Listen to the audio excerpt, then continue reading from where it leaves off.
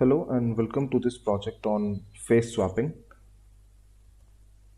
So in this project, we will be using OpenCV and DLib to extract faces of humans.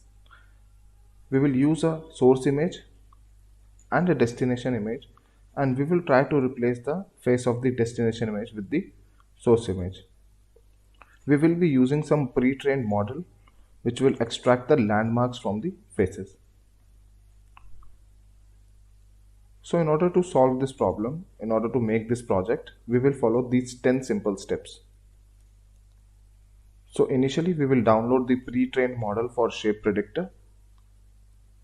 Then we will be creating a function for extracting the index of the images.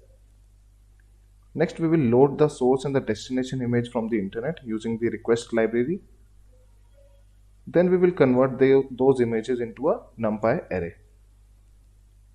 Then these NumPy arrays will be converted into grayscale images for better results as they lower down the complexity of images.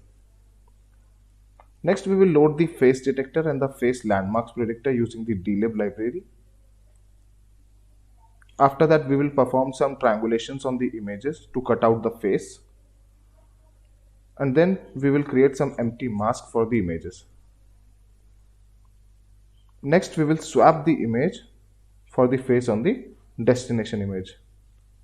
And in the end, we will be using seamless cone to adjust the color scheme of the destination image with the initial image, the source image.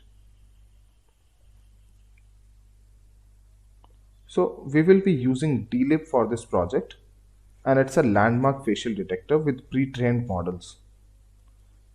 DLib is used to estimate the location of coordinates, that is x and y, which maps the facial points of a person's face. This project can be used for learning and understanding different concepts of computer vision. This project can also be used to build augmented reality applications like Snapchat, etc.